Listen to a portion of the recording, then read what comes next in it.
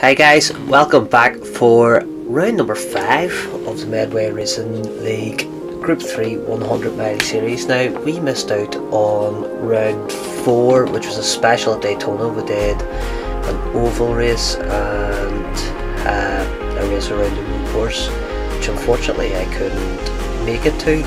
We'll fire up the leaderboard. The big story of the day was James Hurst got a run in lobby 1 and has put himself on the top of the leaderboard. Well done to him. Kevin Mayers is still hanging on there second place, and Daniel Cook, GT Oreo, takes a third spot. We've been demoted to 19th, but we're still scoring reasonably good points, so hopefully we can get a result today and continue a bit of progress. So we're at Trial Mountain reverse layout, a bit of a funny one to get used to, but we've 30 laps. Fuel tower are on as normal, times 4 for both, and this week I've taken the OP car, the Subaru. We're looking for a good result, so let's get to the race and see what happens.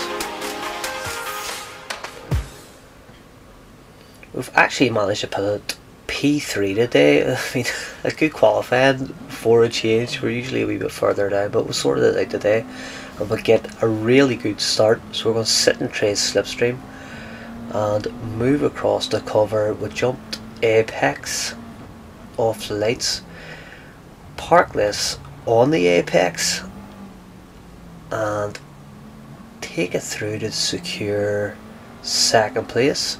A wee bit of melee behind us. A couple of cars are facing the wrong way, but we've got out of there pretty well. Now we're starting in medium tyres, so we're not going for the hard strategy this week. I'm going to hope to move forward and race with a little bit of pace as Trey just gets out of shape coming over the crest. Now that's told me he might be on the hard tyres here, or that Jag has a lot of power. It's more likely the hard tyres, he just hasn't got them up to temperature, so that gives us the lead, and we're going to try and stretch this out, because if he is in the hard tyres, you don't want to be giving him a tow and giving him free time. So we're going to get the end of this straight and try and put in a good couple of laps.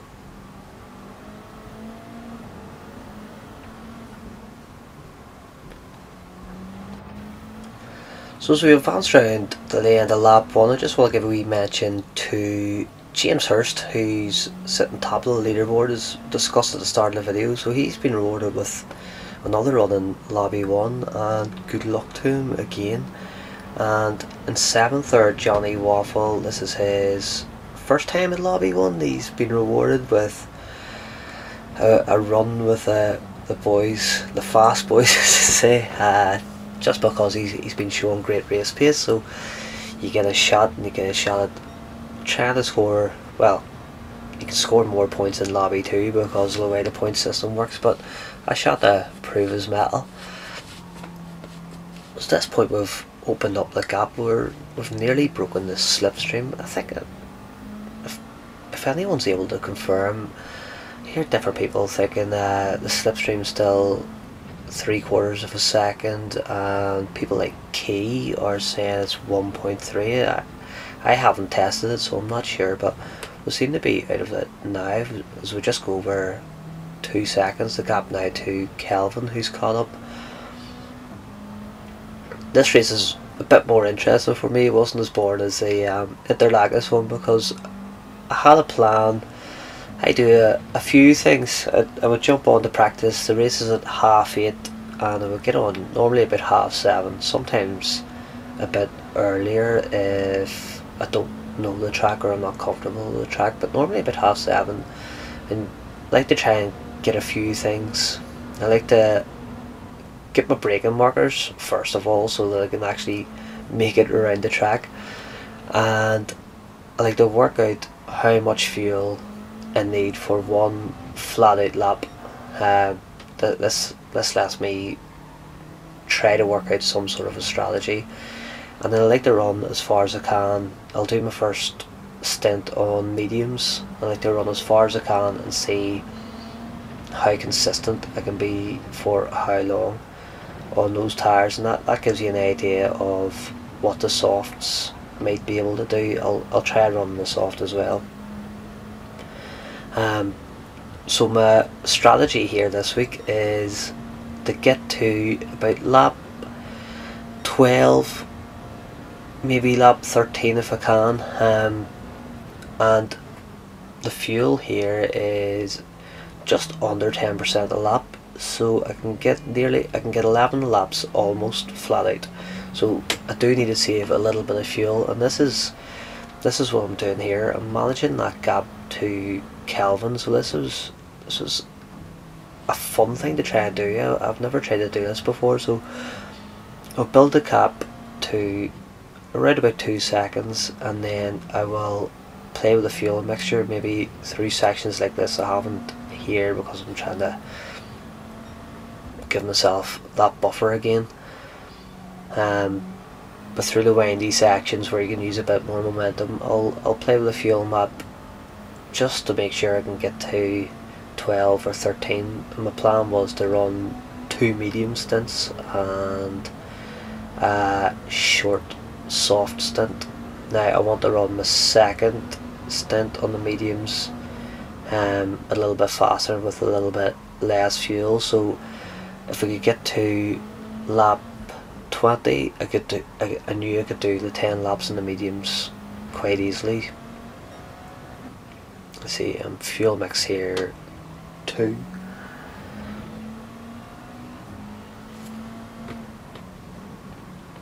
And we're just going to continue like this because we'll have good pace here. I was actually very confident with my pace. When we jumped into the practice lobby, I was doing my best time was a 1:48.4, to be right in saying that. I think it was 1:48.4, which is quite strong pace. My qualifying time wasn't quite there. It takes a wee while to burn the fuel off, so you can't quite get down to them times on the soft tyres. But we weren't doing too bad. Here in the mediums with a bit of fuel saving, I've got a 1:50.5, which is quite a reasonable lap on those tyres, I thought.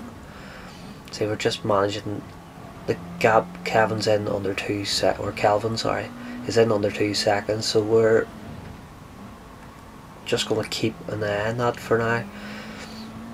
Saving 2 laps of fuel, it's not too difficult. You don't have to go the extreme fuel saving measures, but it does cost you a little bit of time.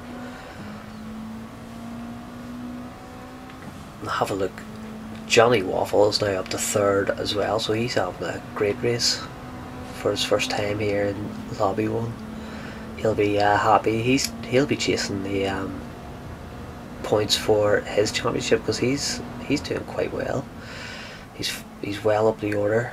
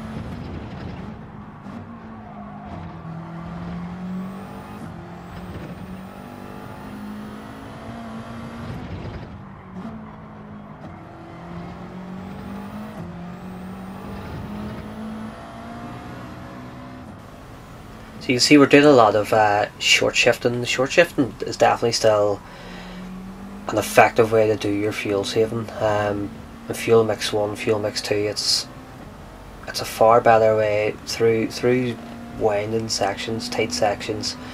It helps you with traction, especially in this car, in this Subaru, and anything. The GTR would be something similar. Fuel mix 3 is okay sometimes, but 4, 5 and 6 are you've no pull out of corners, as they'll only really be used if you're really desperate. But you know, you can lift off and coast coming into corners whenever you're that desperate. I just think you lose too much time. But we're lapping really well. I think that the important thing to do, which took me a long time to get a hang of while fuel saving, is learning to fuel save and still push. So you would have a tendency to drive at maybe 7 tenths, 8 tenths when you're fuel saving, because you're not carrying the same speed, so you're not completely sure of your braking markers. So it takes a wee while to actually get used to being able to push and still get a reasonable lap time. You're not going to get the same lap time obviously, but still hitting the apex using the full width of the track, it's an important part, because you're obviously still in a race with everybody behind you, and you're trying to maximise your time at the same time as trying to get the most out of your strategy. See, Kelvin's in the 1.7, 1.8.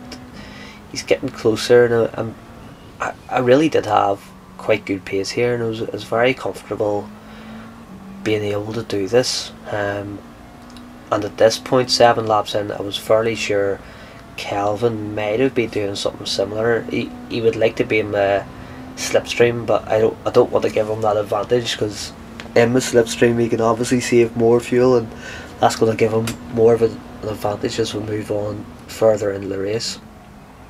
So that's the aim of this game, or this race we're in at the minute. We're trying to keep him just at arm's length, and this will give us hopefully a bit of an advantage as we move forward.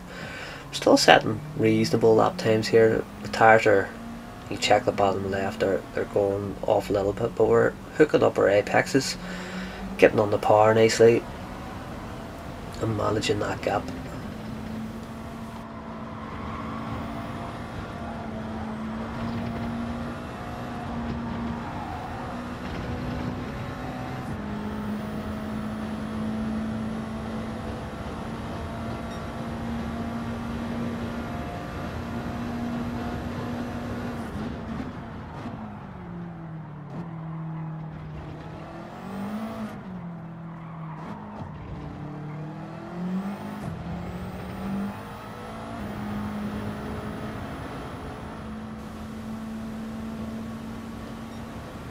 So yeah, we'll advance now to lap 9, and Calvin's about as close as he's been, and he's about 1.3, 1.4. Johnny Waffle dives into the pits on the soft tyres. We check my fuel against his. He's done quite a good job. He's still in around 30%. We're just over 30%. So he's done well on the soft tyre to get to lap 9. Lap 10. Calvin's lost a bit of time, but he dives in the pits and he's 13th, so he's been doing exactly the same as us. We've done with about 3% better, but he's on the same strategy as us. So we want to try and get to the end of this lap, maybe the end of lap 12. As we see Trey, and this was my worry. So Trey is starting to bridge the gap that we'd previously made, and if he's in the one stop, we're in a bit of trouble here, because 9 seconds with the pit loss here was, I think it was about 45 seconds again. The time spent in the pits was massive, but you cut the chicane out on pit exit, and you actually jump to the end of the pits when you do that. So the pit loss wasn't as big as you probably first thought. But we're going to dive into the pits now, lap 12, and if Trey is on the one stop, we're in trouble. So we go for the soft tyre, and I want to be getting to lap 20. So if we do a bit of miles, I need 8 laps and I know it should be just over 9%, so I'm looking for in around 75% just to be safe. That'll be enough for a hard charge, and the idea of going on the softs, I could have done two things here. I could have went soft and then medium, or medium and then soft. The idea of the soft tyre now is to keep track position. If I go on the mediums, I'll be doing a charge in the softs at the end. Whereas if I can go soft now and get lucky with a bit of clean air, I can get good lap times in, and it'll just make the gap to me look a lot bigger when I come out of the lap pits on lap 20, which is my plan. But as you see here, that's not 75%, that's 59, maybe 60. I don't know, I was thinking about what Trey was doing. I wasn't concentrating on what I was doing, and I haven't put enough fuel in, so we'll have to live with it. I can still get to, I know if I do a fuel saving on the softs, which isn't ideal, I'll still be able to get to lap 20. So we're just going to take the race as it comes. You see we're coming up on Hanzo and Cafe Racer Shabazz in front of us, who look to be fighting. So I go for a fuel mix 3. I'm on the soft tyres, they're going to be on worn tyres, maybe even one stopping, so it's an opportunity to save some fuel. There's no point in driving right up the back of them in the middle of these corners, fighting with them and losing time. I'll take a positive from it. Say we'll go for fuel mix 4, and I think I even drop it lower than that, because I can jump into the middle of these, but they're going to be fighting if they're coming to the end of their stints. And Trey is in the pits too. Now this was a positive for me. It actually allowed me to go for fuel map 6 and save a wee bit of time, because he's not going to go from the end of lap 14 to the end of the race and fuel save effectively enough. So I'm quite comfortable that he's now going to have to 2-stop, which is great for me. But again, I still need to execute my plan, which I've kind of messed up with that pit stop by not putting enough fuel in. So we'll let these cars fight in front of us. We'll try and pick them off down this straight. Say plenty of fuel saving in 6. I'm still pulled up on the back of them easy with the tyre advantage. We'll go for map 1. Put the radar on to make sure nothing funny happens. I know Apex is a great driver. It's not for that, it's more for a couple of cars in front of me if I get involved with them at the end of the straight. So in the fuel map 6 again,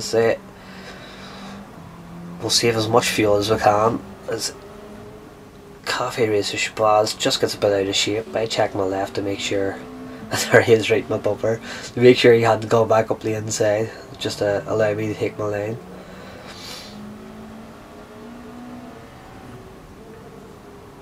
So this isn't ideal. Obviously we're lapping, let's get a wee bit of a bump, nothing major.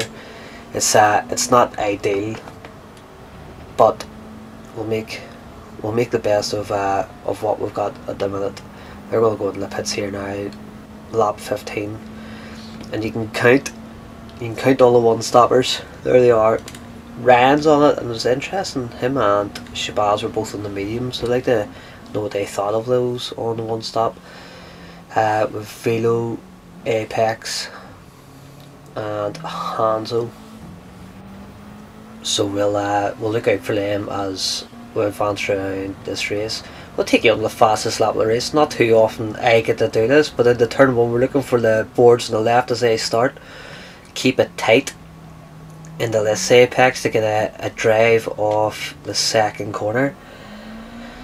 As I say, not too often I get to do a fastest lap of the race, but I'll take you through the lap. It's a new lap, there's no guides out. We're braking just before the trees and trying to get our right hand tyre on light yellow by the curb. It pulls you around, get in the power early because you catch that hill and it grips up nicely.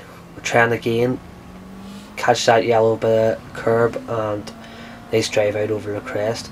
It's the last section of whiteboarding here. I think they're tactical boards. You're braking and turning in and trying to get in the power as you hit that rock, or just before you hit the rock, to get a good drive up this straight. Now the braking marker at the end of this tunnel is definitely, they're quite hard to see, but there are breaks in the concrete. I don't know if they're doors, but it's the second last one. You have one that stands out, you see there on the right, and it's the second last. You brake and you're trying to get onto this bits of bark or whatever. Now I don't take as wide a line into this as everybody else was. I try to stay in the middle of the road. It lets me carry more speed up through the tunnel. I'm sacrificing a bit of corner exit there. Up into this tunnel, we're just braking and trying to get on a bit of concrete on the right hand side. I actually missed this. Get on the power early, it cambers up for us nicely, and through here we're just balancing the throttle, trying to catch all these curbs on the way through. And we're not going for full lifts, just sort of half lifts, 3/4 lift, just to keep the nose planted, because you've mad bounces and the car gets unsettled. But we cross the line for a nice 49.4, which is quite a good lap time. Now, we didn't quite make the end of lap 20, which I wanted to do, so we're going to come in, get the mediums on, and hopefully put enough fuel in this time. And it's going to be a race between myself, Calvin, and Trey has come back into it. Between the three of us, it's going to be a bit of a dash to the finish.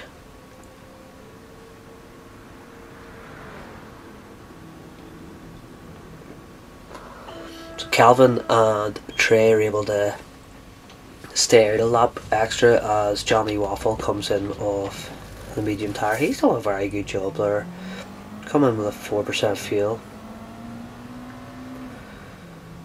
So we come out behind a few of the one stoppers. Now we got out ahead of Scott and Ryan, who we knew were one stopping.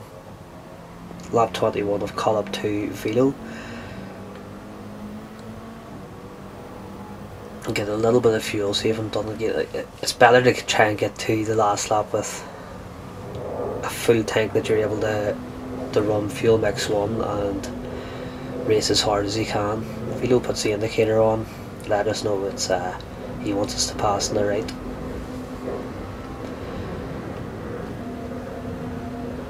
Again, up behind Norwood now. They didn't know we were here.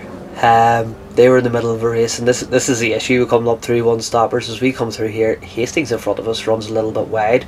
See it happen, I gamble, but Norwood drives into the back of him as he hits the wall, and I was hoping to capitalise on that. I've punted Norwood. Now to be fair, he was facing 90 degrees to the wall. Can I defend myself there? Yeah, I mean, you don't want to be punting your rivals, but I feel like he was already gone and I was off the throttle. I couldn't do too much about that. That's what we'll say anyway. So Trey dives in the pits now in the mediums. Kelvin is 6 seconds behind us, and Trey comes out on a soft tyre just behind Kelvin. So this is the race. We're going to ride on board with Trey for the remainder of this race and just watch him. Something similar to how Ryan was chasing us down at Derlagus, except Trey has to deal with Kelvin, who is also hunting me down. Kelvin was really on it these last few laps. He's chased me down from 5 seconds, was it 5 or 6 seconds? Got down to a 1.5 seconds. Now I think he was in a medium tyre. We were fuel saving a little bit just to make sure we get to the end, but he's done an absolutely fantastic job to pull, I think it was about 6 seconds after those pit stops.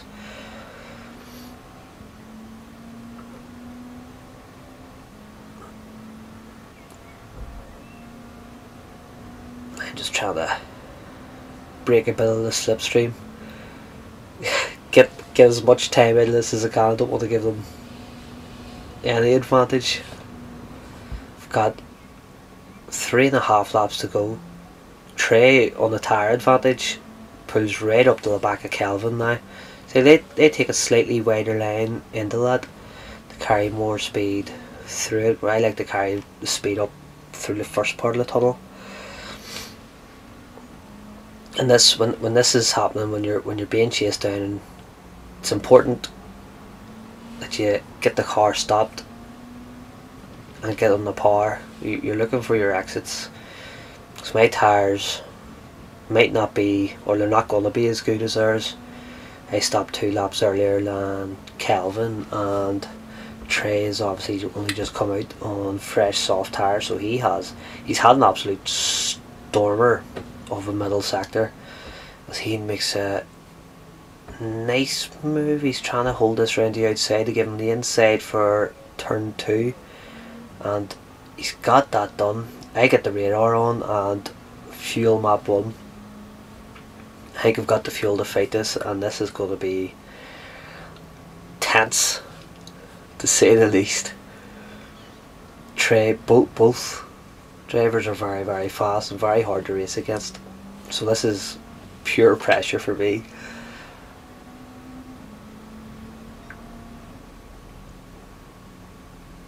I run a little bit deep, touch that wall on the inside, going to lose me a little bit of speed.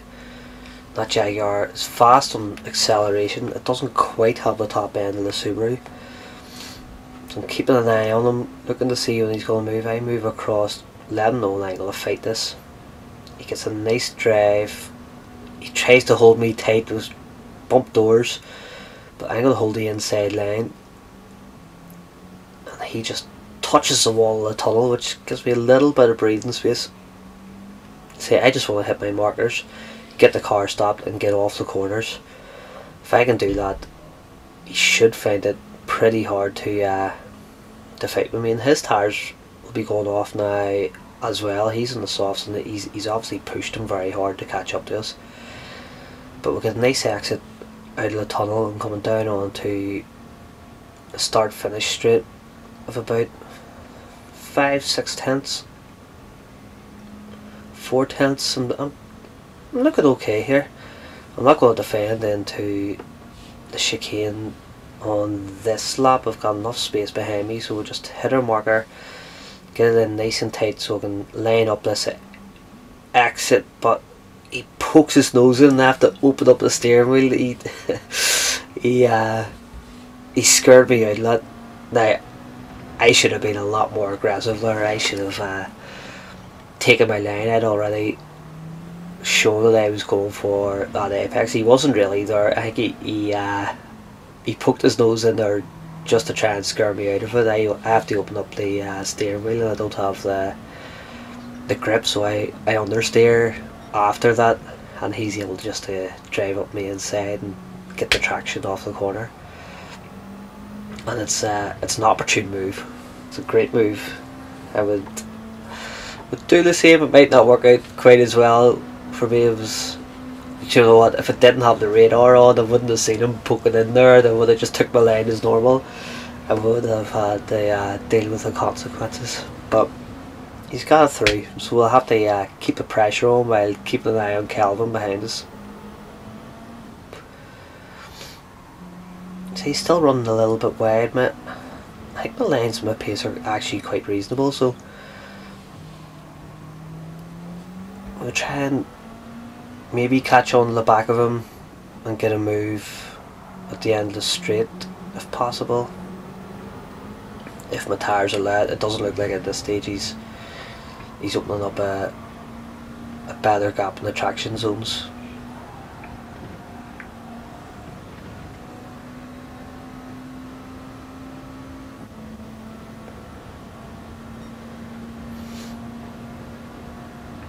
So Kelvin's just not close enough behind us that I'm going to have to defend into this, and his tyres aren't quite as good. He does get quite close in the braking zone, but I cover off that move on the inside this time. Run a wee bit deeper into the corner. A quick check of the fuel. You're always checking, making sure it's definitely okay, but it's always better to be safe than sorry.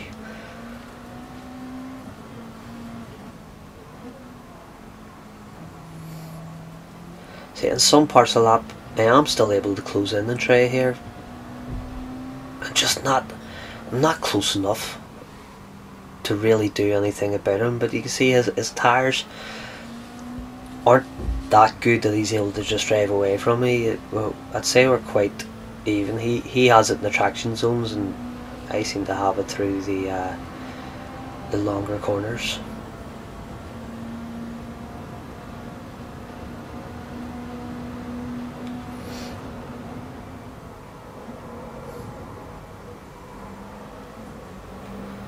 So we hook up the tunnel nicely again, and he's just teasing us along. But we're going to keep pushing. We definitely have enough fuel. At this point I think we're just hoping that he will run out of fuel, get us a victory that way, because, well, out of the tunnel, as long as nothing dramatic happens to him here. Kelvin behind pushed us all the way. He's going to have to settle for third as we take a pretty nice second place. A little bit disappointed. I messed up that middle stop and probably let them both back into it, but overall probably reasonable points for us to I'm saying reasonable, brilliant points for us to get finishing second, bringing home 66 points, 70 for a win, 66 for second. It's going to help us out, and we'll look at the championship standings and see what's actually done for us.